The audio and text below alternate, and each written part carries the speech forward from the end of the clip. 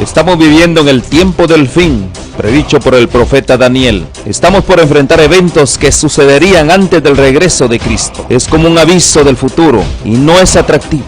Es el drama de nuestro mundo. El pecado, el sufrimiento, la muerte, la caída de las naciones, guerras, hambrunas, la difusión del evangelio, engaños, terremotos y otros. Estamos viviendo los peligros del tiempo del fin. Todo esto es según Cristo, principio de dolores. Pero tenemos la palabra profética más segura. Cristo dijo a su pueblo: yo estoy con vosotros todos los días hasta el fin del mundo. La iglesia es la familia de Dios en la tierra y debemos entender los tiempos en que vivimos. Como continuadores del pueblo de Dios, se nos invita a salir del mundo y a prepararnos para reunirnos para la verdadera adoración, para estar en comunión unos con otros, para recibir instrucciones de las profecías que hiciera que el lucero de la mañana, Cristo Jesús, resplandezca en nuestros corazones. Asimismo, servir a toda la humanidad y cumplir con la sagrada comisión de ir y hacer discípulos. Oro para que el Señor Jesús use estos medios como instrumentos en sus manos para que usted pueda sentir el hambre y sed por más de la verdad absoluta. Que el Señor les guarde.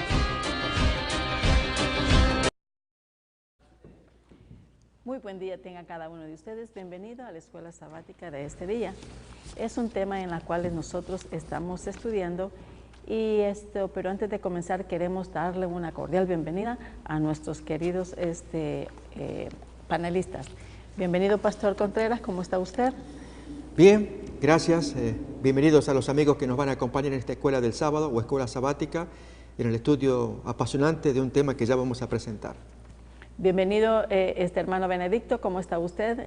Me da mucho gusto tenerlo con nosotros. Gracias, hermana Celia, qué bendición, qué alegría, qué gran gozo poder compartir en un tiempo muy solemne la bendita palabra de Dios. Amén. Amén. Esta es una lección muy extraordinaria en la que hemos estado tratando y hablando acerca de la familia.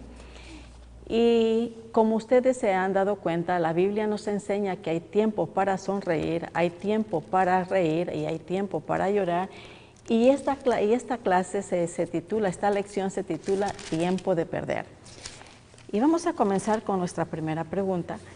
Y Pastor Contreras, nosotros hemos sabido de que desde que el pecado entró, desde que Adán y Eva tomaron la decisión de desobedecer a Jehová, de tomar ese árbol el cual no estaba prohibido, ha habido cambios, ha habido desde entonces pérdidas y pérdidas y pérdidas. De acuerdo a Génesis, ¿qué es lo que usted podría aportarnos acerca de eso? El plan de Dios era que todos fuéramos bendecidos, así es como revela la Biblia, que Dios creó al hombre y dice allí que los bendijo. Pero aquí que cuando el hombre, al poco tiempo, no sabemos cuánto tiempo habrá transcurrido desde la creación hasta que cometieron su primer pecado. Allí comienza el tiempo de perder, que es la esencia del tema que nos convoca esta mañana. Y cuando desobedecieron a Dios allí, tanto la pareja humana como el resto de la humanidad comenzaron a saborear lo que es perder.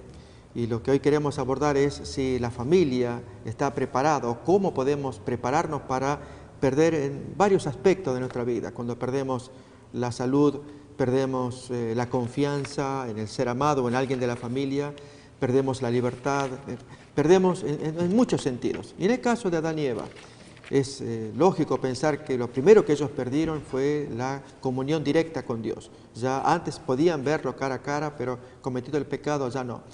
Tanto que ellos se escondieron a sí mismos, se hicieron hojas de higuera y con ello intentaron aparecer delante de Dios. Dios corrigió esta situación y desde allí viene un tema tan penoso para la raza humana que es perder. A nadie nos gusta perder, pero forma parte de la vida, pero el detalle que importa es cómo prepararnos para estas eventualidades, para las pérdidas. Hay algunos que no están preparados, la pérdida los sobrecoge y hasta los aplasta en algunos casos, y para ello queremos estudiar cómo hacer para, como familia, enfrentarnos a las pérdidas. Hermano Benedicto, ¿cuáles fueron las primeras pérdidas que Adán y Eva conocieron, se dieron cuenta que comenzaron a experimentar? Una decisión, podría decirse, cómo cambia la historia de todo, ¿no? Solo una decisión. Y vemos que una decisión de nuestros primeros padres prácticamente han causado grandes pérdidas. Vemos cómo el mundo hoy está una situación difícil prácticamente, pero una de las primeras pérdidas que ellos mismos experimentaron fue precisamente, para mí lo más significativo es la pérdida de su hijo. Eso es algo que prácticamente ellos sintieron en su propia carne, la pérdida de su hijo. Pero no solo eso, ¿no? Vemos nosotros también que el egoísmo prácticamente entra al mundo como consecuencia de ¿qué? Recuerden cómo vivía la primera pareja. Era una pareja inocente, ¿verdad? En armonía. Había una inocencia, había una armonía en todo, pero lo más que destaca aquí es la inocencia. Ahora esa inocencia se reemplaza, ¿por qué? Por el egoísmo. Ahora el hombre comienza a ser egoísmo y de hecho comienza, por decirlo así, echarle la culpa a alguien. Y eso, de una u otra manera, ¿a dónde nos lleva? A buscar culpables y a buscar justificación por mis hechos. Y eso es lo que ha hecho que hoy el mundo constantemente se justifique. No solo, por ejemplo, hoy día el mundo cristiano se justifica ¿por qué? Miren cómo está el mundo, es una gran justificación. Pareciera que no existiera Dios, pero recuerden algo, ¿no? Como cristianos nosotros tenemos que tener la inocencia como del principio.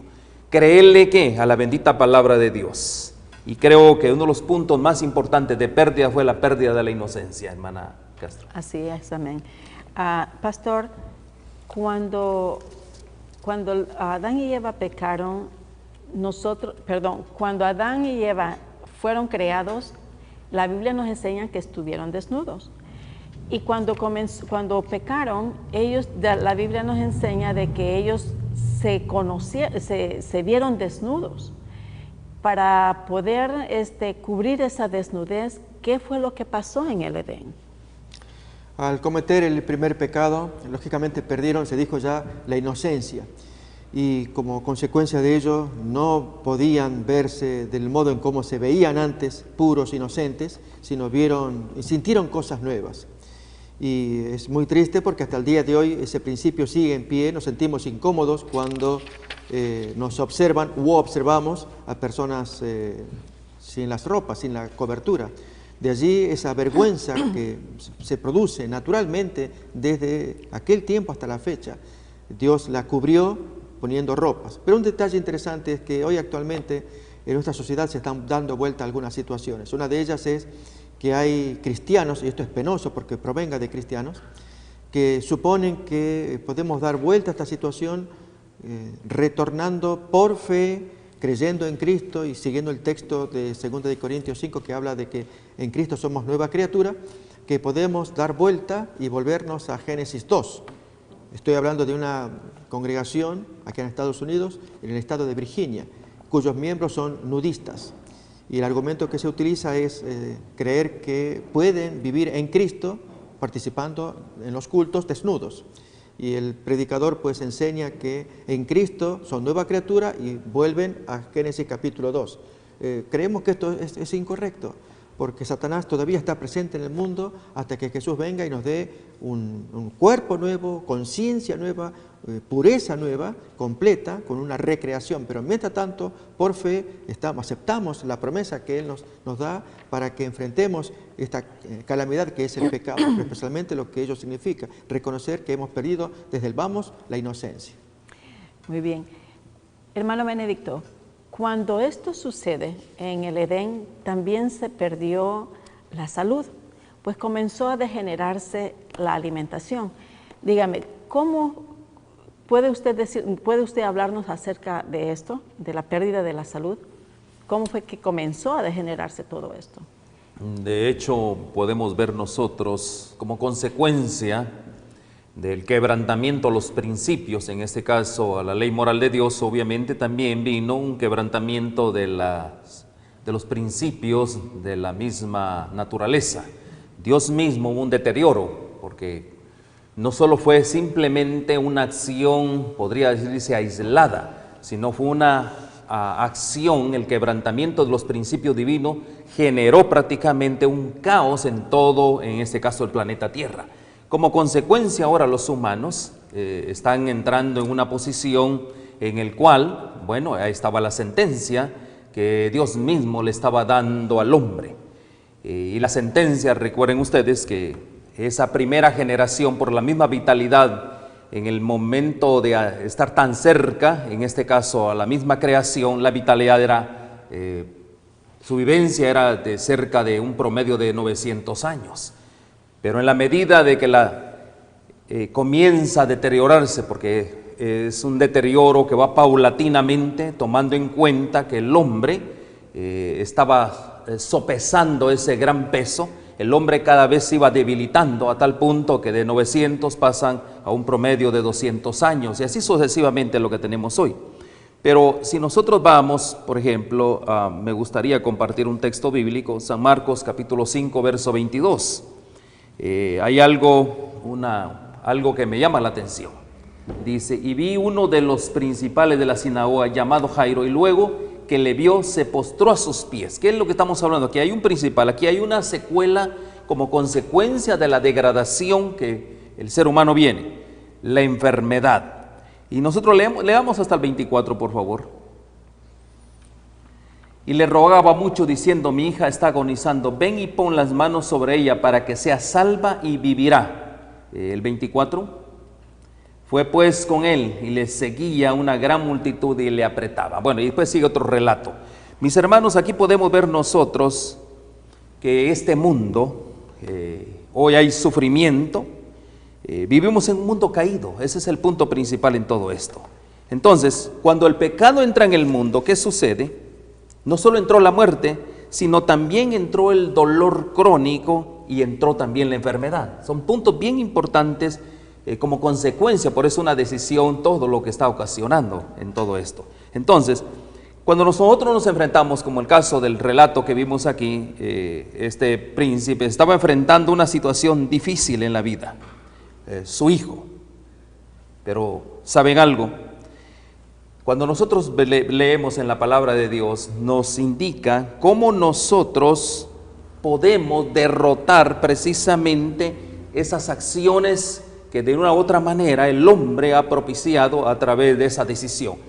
Por eso vino Cristo, cuando Él viene en el cumplimiento del tiempo, muere en la cruz del Calvario. ¿A qué vino? Precisamente a la restauración. Y cuando hablamos de restauración, estamos hablando primeramente de reconciliar al hombre con Dios, que es uno de los puntos que se había perdido, y ahora estamos en paz. Cuando uno tiene paz, entra en armonía total, y de ahí el mensaje de la salud, el mensaje pro salud, que es una armonía, reintegrarnos a la armonía como del principio. Y eso me llama la atención, que hoy en día el enemigo de nuestras almas, ¿qué es lo que ha provocado? Lo que ha provocado justamente ese conflicto. ¿Qué relación tiene la parte física con la parte espiritual? Muchos creyentes hoy en día en este aspecto asumen que lo más importante es el espíritu, que el cuerpo no tiene nada que ver. Entonces, pero vemos en la palabra de Dios que nosotros somos templo y morada del Espíritu Santo, y que este cuerpo tiene que cuidarse, tiene que someterse a los principios divinos. Si no nos sometemos, sopesamos en pasar enfermedades como prácticamente estamos describiendo. Aquí nos estamos dando cuenta de que cuando esto sucede, al principio usted dijo algo, pastor, que dijo que comienza echarnos la culpa a otros, pero ¿cuál es la persona que nosotros echamos la culpa cuando estamos teniendo enfermedades? Comenzamos a sentir enfermedades, y estas enfermedades, en lugar de confrontarlas desde un principio para poder evitarlos o para detenerlos o erradicarlas, somos negligentes y la dejamos pasar y llegan a convertirse en crónicas. Pero ¿qué es lo que nos pasa a nosotros? ¿A quién le echamos la culpa, pastor, cuando nos vemos en esta situación tan deprimente que no vemos solución? Vamos a los médicos y no vemos solución. ¿A quién le echamos la culpa siempre? Es más fácil dirigirnos a nuestros seres amados, a aquellos que nos rodean, o aún a profesionales que también nos hayan rodeado, y no asumir en forma personal. Creo que es grandeza del individuo aprender a resignarse y aceptar especialmente las consecuencias de sus acciones, en algunos casos por nuestras malas decisiones, elecciones que hayamos hecho, pues heredamos las consecuencias, Y en lugar de asumirlas con grandeza, más bien las devolvemos, no las queremos asumir, parecemos como que no hubiéramos madurado lo suficiente. Y creo que es sabio que la persona pueda meditar y pensar para incluso beneficio de la posteridad, de los hijos que le están observando, de la gente que le acompaña, de afirmarles esto que estoy viviendo, esto que estoy sufriendo, esta enfermedad, a la hora de analizarla veo que fue mi culpa, tantos años fumando. Yo cuento un ejemplo. En una ocasión estaba allí en un andén esperando el tren, se acerca un amigo, comenzamos a charlar y el hombre me dice, yo no entiendo por qué la vida me paga de esta manera. El médico me dice que estoy sufriendo un enfisema pulmonar, un cáncer pulmonar. Y entonces le pregunté, yo supuse que porque fumaba. Me dice, sí, fumé 30 años el cigarrillo, pero le cuento que hace 3 semanas que lo dejé, absolutamente, absolutamente. Y yo no entiendo por qué. Y estaba hablando así de esa manera, ¿no?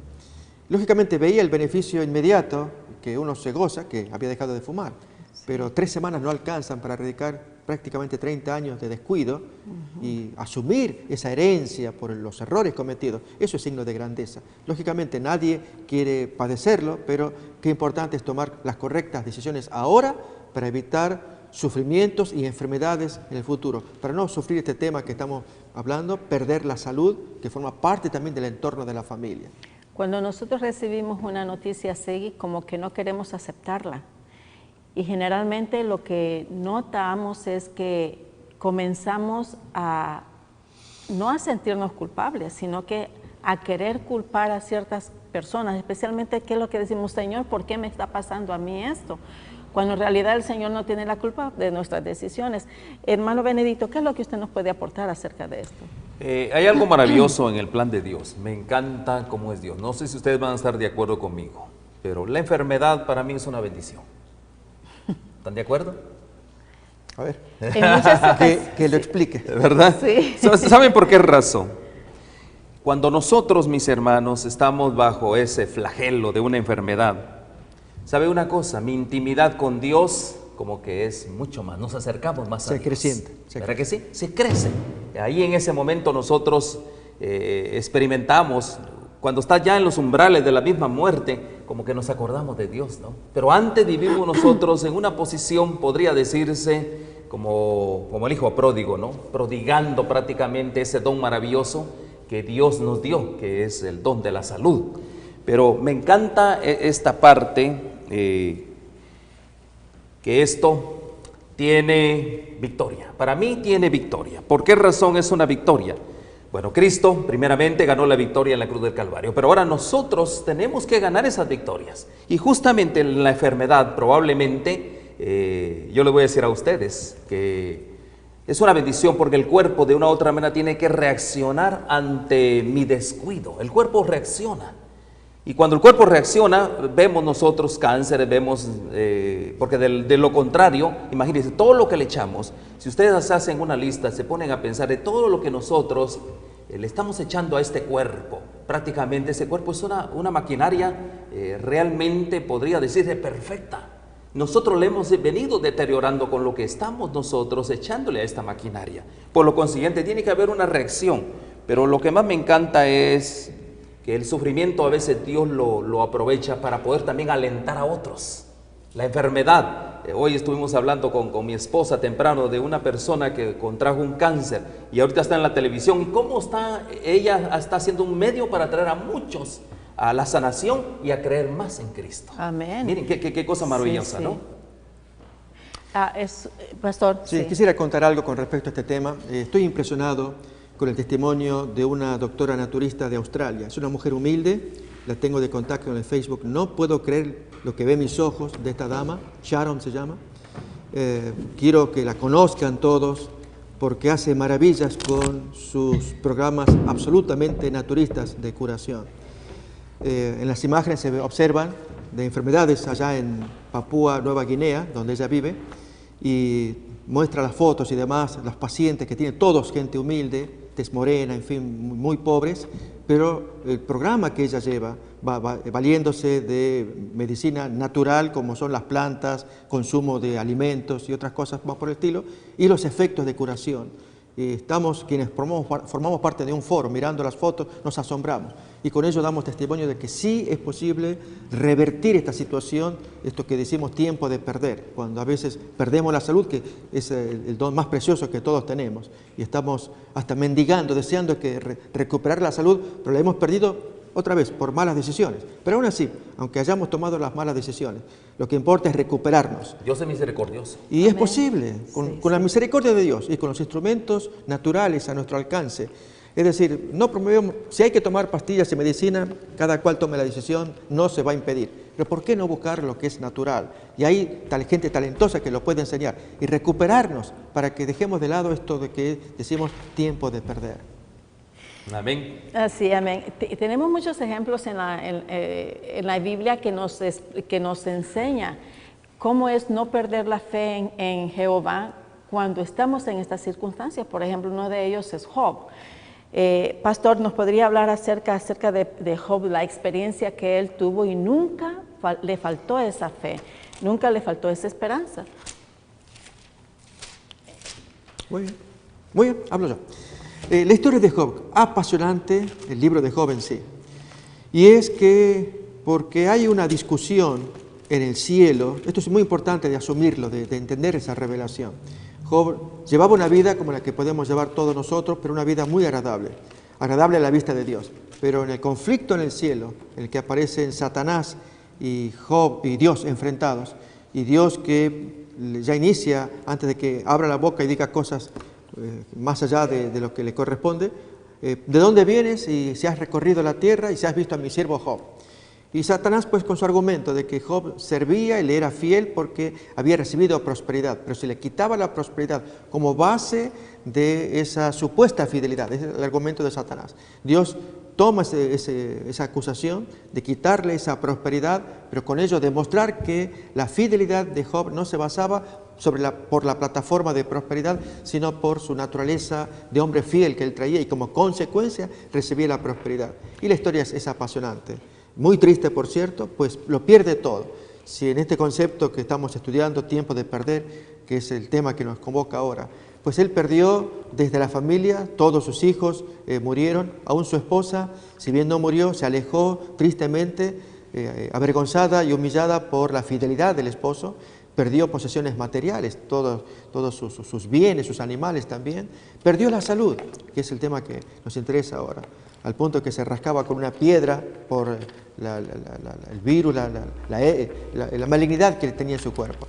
Y aún los amigos que venían para consolarlo lo vieron tan mal que lo acusaban de algún pecado supuestamente que él traía consigo. Y él se sintió mucho más humillado, porque no había pecado por el cual padeciera la enfermedad y mucho menos que se lo acusara de las consecuencias que estaba viviendo. Entonces lo perdió todo, pero también nos lo da todo, porque ahí Dios actúa en ese hombre, en esa historia, mostrando quién es Dios y a la vez quién es un hombre que es fiel como lo fue Job. Amén. Pastor, Quisiera agregar algo, sí, ¿no? sí. A este punto.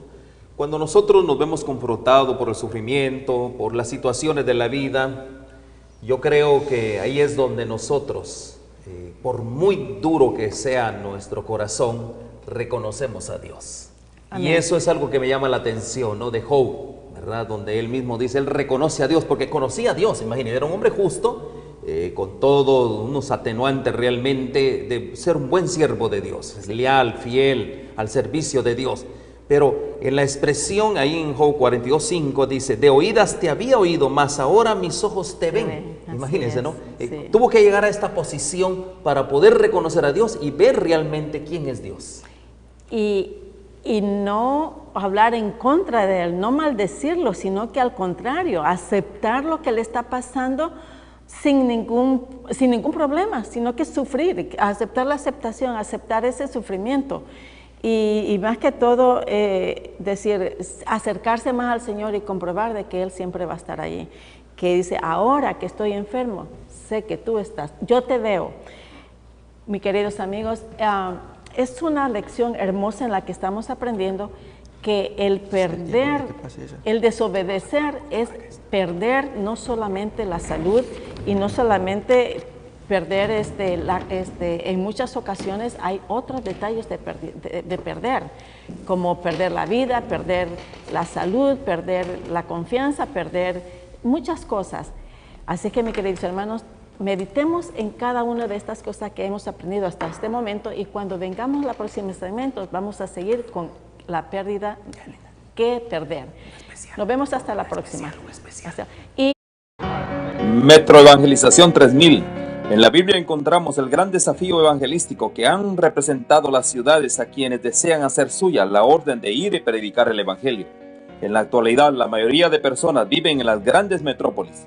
Debemos aceptar que hoy podemos predicar a cientos, miles y millones de personas que están a nuestro alrededor. Y esto lo podemos hacer con planes muy abarcantes que nos desafíen a una obra mayor.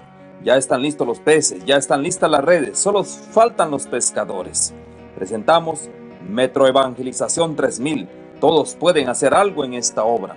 En estas reuniones hogareñas presentamos a Cristo a las familias. Metro Evangelización 3000, donde más de 125 ciudades serán impactadas por el mensaje de salvación de la verdad presente. Únete, acércate y forma parte de este magno evento. Abre tu hogar y sed de gran luz. El Señor está esperando por ti.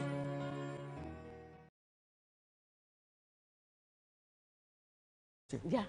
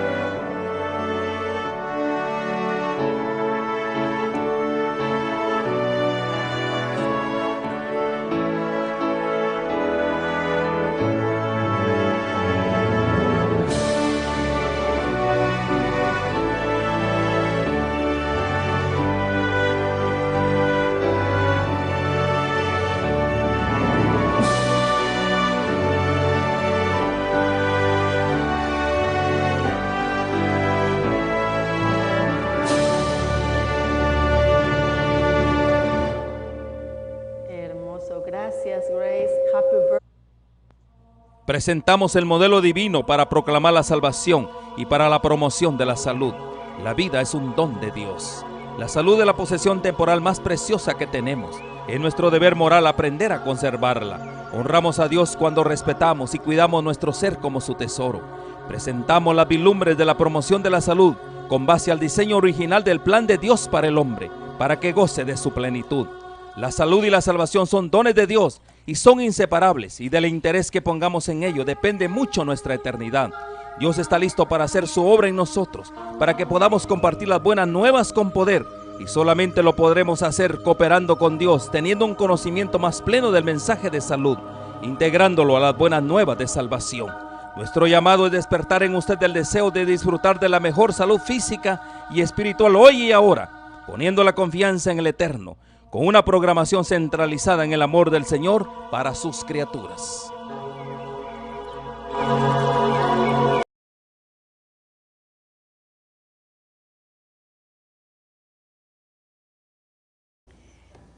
Continuando con nuestra lección, ahora vamos a hablar acerca de qué es perder la confianza. Qué difícil es cuando nosotros tenemos confianza en alguien o en algo y sin embargo se quebranta. Hermano Benedicto, todos nosotros llegamos a tener la confianza en alguien. ¿Cómo se puede perder esa confianza? Realmente la misma palabra de Dios nos enseña que nosotros dice que somos pecadores disfuncionales. Me llama la atención esa palabra, ¿no? Disfuncionales, es muy obvio, ¿verdad? El pecador, qué bueno podemos encontrar en un pecador, en una persona que es transgresor de los mandamientos de Dios. ¿Qué se puede encontrar? Ahí no hay confianza, ahí prácticamente, aunque el mundo diga que hay confianza, cuando una persona es transgresora a los principios divinos, ¿qué confianza puede haber? Y el mismo Señor lo dice en su palabra, ¿no? Que muchas veces nosotros confiamos en el hombre, y confiar en el hombre, la misma palabra de Dios nos enseña que es una maldición. ¿Por qué razón? Porque estamos bajo esa secuela de maldición. Sí. Entonces, por lo consiguiente, mis hermanos, realmente podemos decir que la palabra de Dios es la única fiable, porque es la misma palabra de Dios. Cuando los hombres, ellos dicen, bueno, así ha dicho Jehová, maldito el varón que confía en el hombre y pone carne por su brazo y su corazón se aparta de Jehová. Ahí vemos las declaraciones como consecuencia de una transgresión. Ahora, ¿podemos nosotros reconstruir esas relaciones, esa confianza? Por supuesto, primeramente es confianza en Dios. Si nosotros nos hemos apartado de Dios, es reconciliarnos con Dios, comenzar a tener paz con Dios. Por lo consiguiente, cuando tú comienzas ese primer paso de reconciliación con Dios, automáticamente viene lo demás. Te empiezas a reconciliar con tu hermano, con tu esposa, si has violado alguna intimidad del hogar, los hijos. Entonces, primer punto que vale la pena que nosotros miremos acá es la reconciliación con Dios. Gracias, pastor. Nosotros perdemos la confianza porque ha habido un quebrantamiento.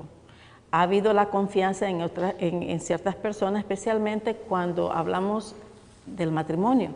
Pero no solamente en el matrimonio se puede perder la confianza en el esposo o la esposa, sino que también en los amigos. Cuando hay cierta amistad y es quebrantada esa amistad, se pierde la confianza. Pastor Contreras, cuando la confianza se pierde con un cónyuge, ¿cuál es el proceso? ¿Qué es lo que se pierde más ahí, más que todo? Lógicamente, se derrumba el mundo del cónyuge inocente, sobre todo si la situación fue inesperada, dramática de parte del agresor, y la víctima, el inocente, pues es comprensible, situaciones muy duras que se viven, no solamente aún en el plano del matrimonio. Quisiera todavía extenderme, que es muy común acá en el plano de la familia, de los abusos sexuales.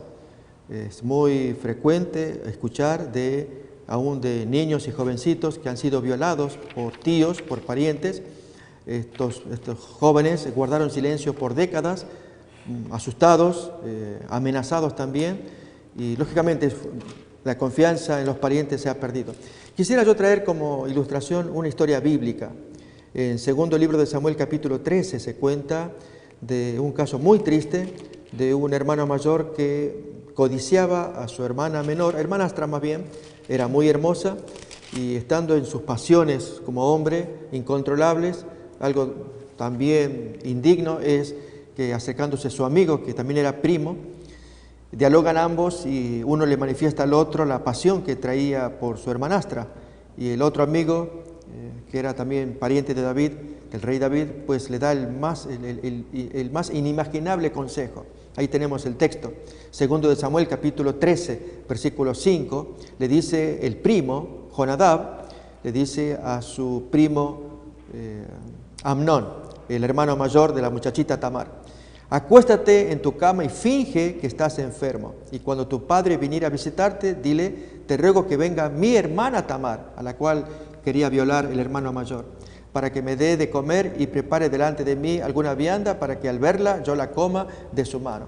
Ahí tenemos la esencia de la historia. Y efectivamente la muchachita creyó lo que el papá le pedía, de ir a visitar a su hermano mayor que estaba enfermo, llevarle la comida para que su hermano mayor se restaurara. Y allí, en esas circunstancias, estando solos, el joven la forzó, muy violento, la muchacha destruida.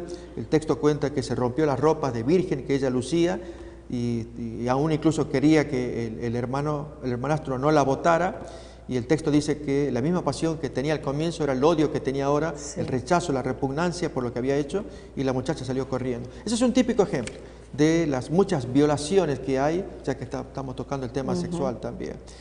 Otro tanto ocurrió con Betsabé, que había sido violada por un prójimo, nada menos que el rey David, y acá estamos viendo algunas consecuencias, que los pecados feos que a veces uno comete, aún los hijos van a imitar, como resultado de la desprotección de Dios. Notemos, este es un flagelo, perder la confianza. Con cuánto cuidado debiéramos movernos de siempre mantener intactas estas relaciones de familia, para que no nos pase como adultos, no pase a nuestros hijos como una peste y de ellos a otra gente, la ruptura de la confianza, que es un vínculo tan agradable, tan necesario, tan sagrado, el creernos unos a otros, el respetarnos, el aceptar que el otro puede ser buena persona y tiene que serlo porque lo somos también. Pero si eso se quiebra, la sociedad viene para abajo. Hermano Benedicto,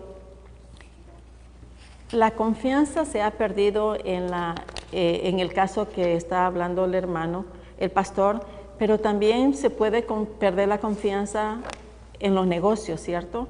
En la amistad. ¿Cómo podría usted explicar esto? De hecho, recuerde usted que cuando comienza, cuando Dios crea la primera pareja, había una relación de armonía, ¿verdad? Había una relación íntima. Había una comunidad tan, realmente podría decirse, tan armoniosa en todos los aspectos, en la parte mental, espiritual, lo físico, la misma naturaleza estaba en armonía.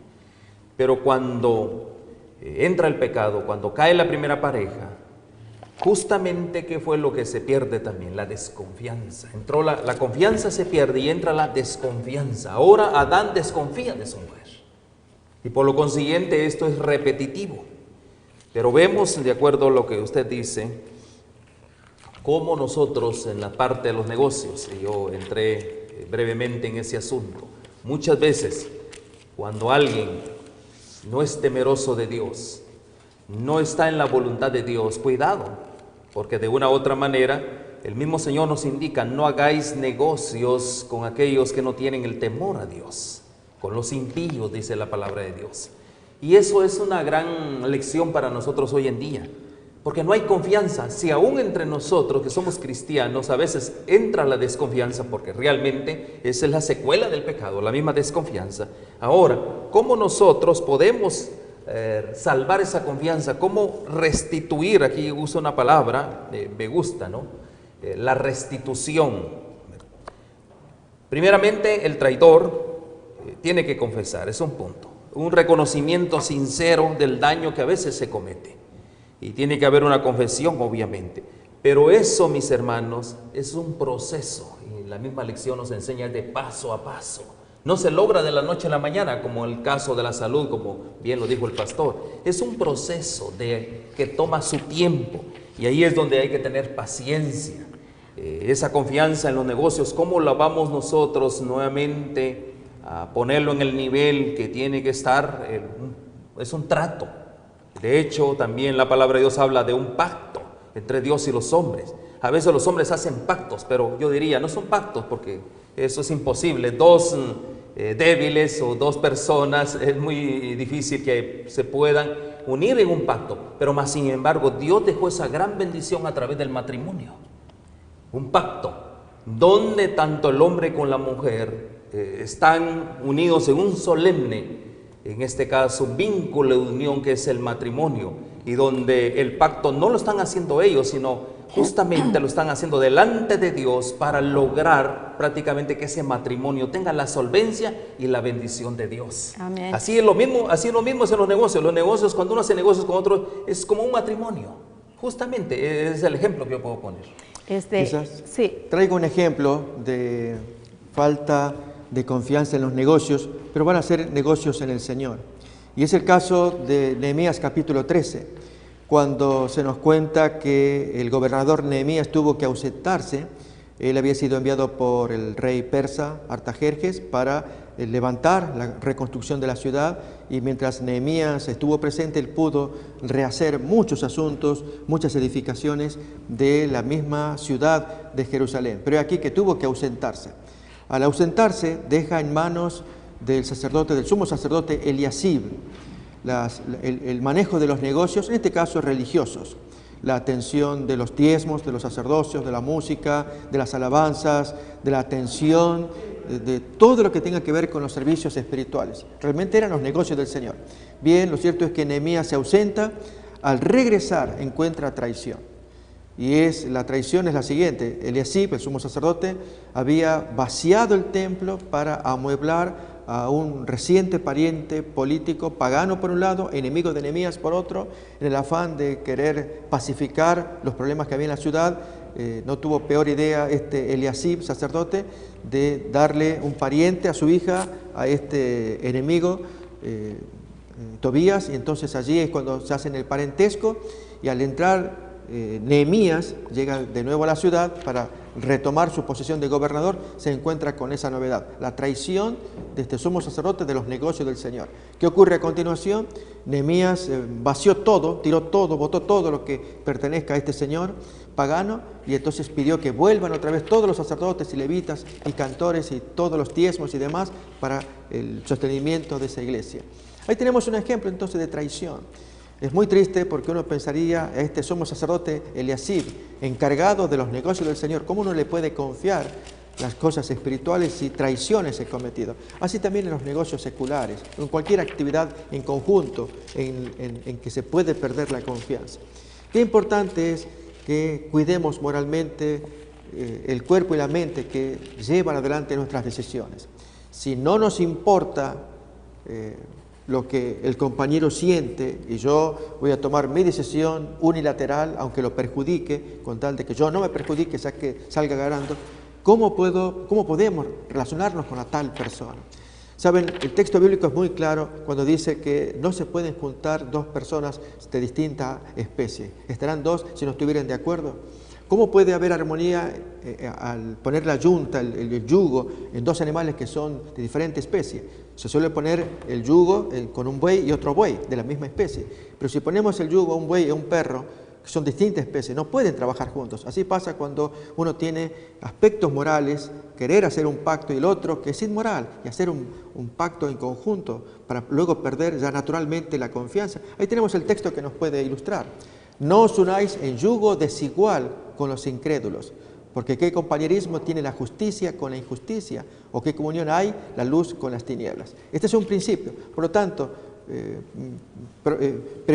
prevengámonos con tiempo. Si no queremos sufrir chascos con la traición y la confianza, cuidémonos de con quién nos relacionamos, con quién pactamos, para que entonces uno y otro puedan llevar adelante el proyecto, el producto, el negocio que quieran hacer, sin que se pierda la confianza por la traición de una de las partes. Ahora, Pastor Benny, puede haber reconciliación, ¿cierto? Se puede haber paz después de una desconfianza, de haber sido quebrantada la confianza. Como bien dijimos, ¿no? La restitución sí puede, o sea, es posible. Es paso a paso, el tiempo. O sea, es un asunto de que las personas deseen dentro de lo más íntimo de su corazón. Porque muchas veces, mis hermanos, ¿cuál es el propósito aquí? El propósito en todo es la restitución de ese individuo. ¿A dónde? Al plan original de Dios. Que venga a reconocer a Dios. Eso es lo que se logra en todo esto. Pero más sin embargo, qué difícil es, pastor.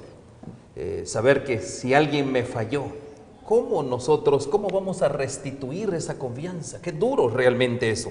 Pero solo es confianza totalmente en Dios, ese es el mensaje. Solo confiando en Dios, poniendo nuestra mirada en Dios, poniendo nuestro fundamento en Cristo Jesús, es la manera en que nosotros podemos salir adelante de esta derrota. Podría decirse una jugada pues que muchas veces el enemigo nos ha puesto. Y vemos nosotros, hermana Celia, por ejemplo, el ejemplo, hay un ejemplo en Génesis 37, 17, el caso de la familia de Jacob, José y sus hermanos. Qué difícil, pero más sin embargo podemos ver la actitud de José, que José, guiado por el mismo Dios, Dios tenía grandes planes para su vida. Realmente este traspiés le sirvió ¿para qué? Para poder llegar a salvar a una familia. Miren qué importante es eso. Esa gran lección que sería lindo recapitularla, pero no hay tiempo. Es una gran lección para nuestras vidas hoy en día, que un traspiés Dios lo convierte en ¿qué? Una gran bendición para la misma familia. Y eso es maravilloso. Leamos ahí en Génesis 37, 17. Bueno, desde el 15 creo que está el antecedente de todo esto. Génesis 37, 15, para tener idea del relato que tenemos nosotros aquí. Y lo halló un hombre andando, él errante por el campo. 37, 15. No, 37, sí, 15, sí estamos bien. Sí, sigue leyendo. Aquel hombre diciendo, ¿qué buscas? Vamos al 16. José respondió, busco a mis hermanos, te ruego que me muestres dónde están apacentando. Y el 17 dice, aquel hombre respondió, ya se han ido de aquí, yo les oí decir, vamos a Dotán. Entonces José fue tras de sus hermanos y los halló en Dotán. Y ahí comienza la historia prácticamente. José estaba aquí comenzando un plan divino y él quizás ni siquiera lo sabía. Para sus hermanos, Dios, miren qué interesante, hasta Dios lo estaba usando prácticamente con un espíritu en este caso, ¿cómo le llamamos a ese tipo de espíritu? Cuando uno, recuerden que José era un hombre que tenía el favor de Jacob, ¿verdad? Sí. Entonces, ¿cómo se llama? ¿Qué tipo de espíritu se le llamaría eso? ¿Un espíritu de qué? ¿Venganza? No de venganza, sino le sentían envidia, digámoslo así, pues, era un espíritu de envidia por la preferencia. Pero ¿saben algo? Todo eso originó este relato, pero vemos el desenlace, la parte final, cómo la reconciliación llegó, y no solo eso, la salvación también de la familia. Eso me llama la atención. Así es. ¿Cómo podemos perder nosotros la libertad? Porque cuando pecamos y ya estamos perdiendo, que a causa del pecado hemos venido perdiendo muchas cosas y podemos perder la libertad. Pastor, ¿puede perder una persona la libertad en las adicciones? Absolutamente. Una persona que practica, además de las adicciones, otro tipo de actividades, quizás lo que más importa, y es que lo tenemos que reflexionar bien, es perder la libertad moral. Una persona que se esclaviza a sí misma y que aunque pueda ser libre físicamente, moral y espiritualmente está más que encadenada. Yo quisiera invitar a que leamos el texto, cómo se refiere Jesús en San Juan capítulo 8 acerca de esta pérdida de libertad, que consideramos muy importante de considerar. San Juan capítulo 8, dice allí en los versículos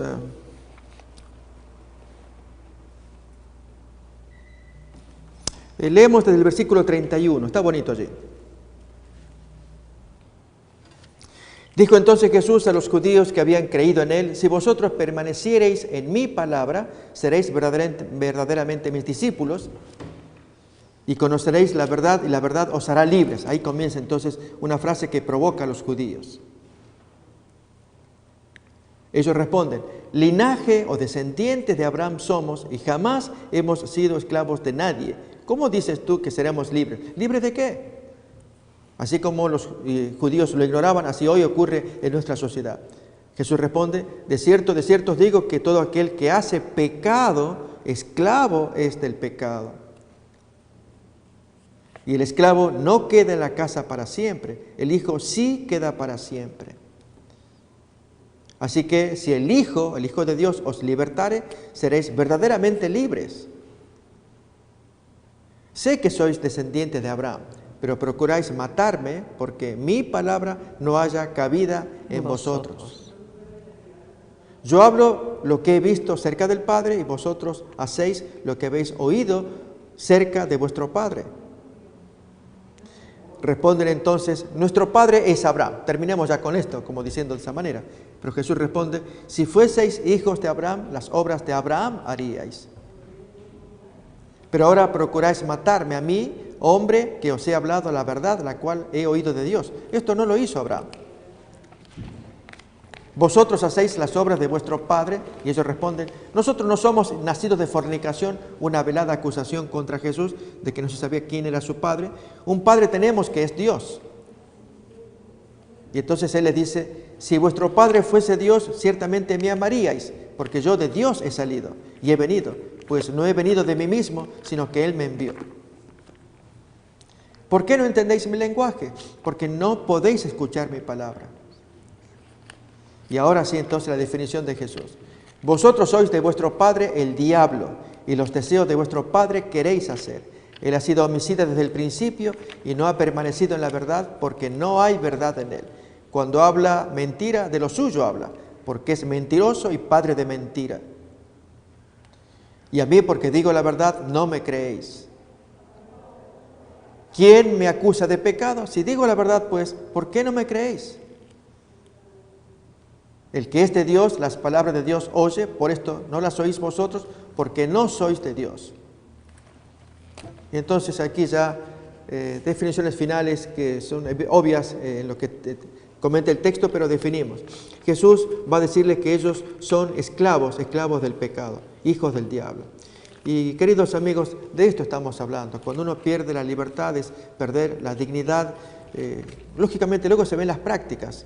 Vicios como las drogas o el sexo u otras actividades ilícitas. La persona está presa allí en actividades, pero lo que más importa es que cuando estamos presos en nuestra conciencia de sentimientos adversos como el enojo, el resentimiento, la venganza, el odio, cosas que no las podemos quitar de nosotros. Pero el texto que hemos leído nos dice claramente que Jesús viene para liberar a aquel que está preso. Pues es común que los hombres perdamos la libertad y básicamente la perdemos todos por causa de nuestras acciones.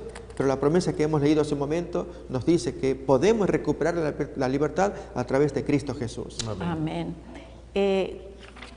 Perder la vida, pastor.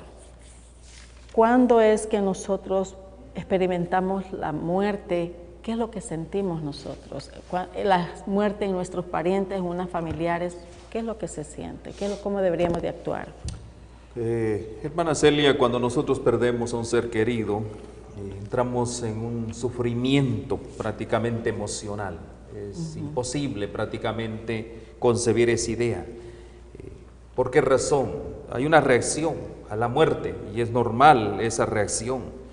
Todo se conmociona a veces, hay una negación, no aceptamos todos esos eventos y de eso nos causa cierto shock y gloria a Dios por eso, porque el shock es lo que hace, nos protege de una emoción prácticamente tan negativa como el caso de la muerte.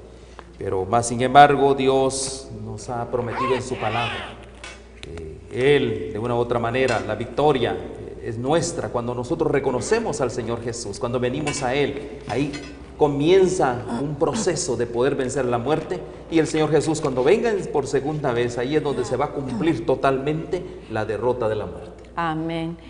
Queridos amigos, pastor, ¿algo que agregar? Decirle que forma parte de la vida perder, no lo podemos evitar, de allí el tema de la elección. Amén. Pero también forma parte de la vida la esperanza de recuperar por medio de Cristo. Aquellos que creemos podemos capturar cuántas cosas que Dios nos quiera dar si tan solamente creemos y lo aceptamos. Amén. Amén. Que el Señor los bendiga, queridos amigos, que tengan un excelente fin de semana y nos veremos en la próxima. Amén. Amén. Feliz sábado.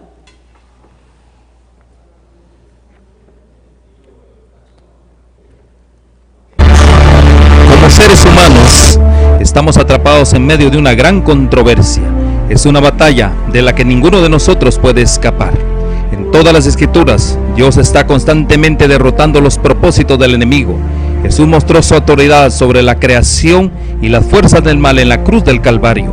Justo antes de su retorno al cielo, volvió a comisionar a sus seguidores y en Pentecostés dio poder para extender las fronteras de su reino celestial.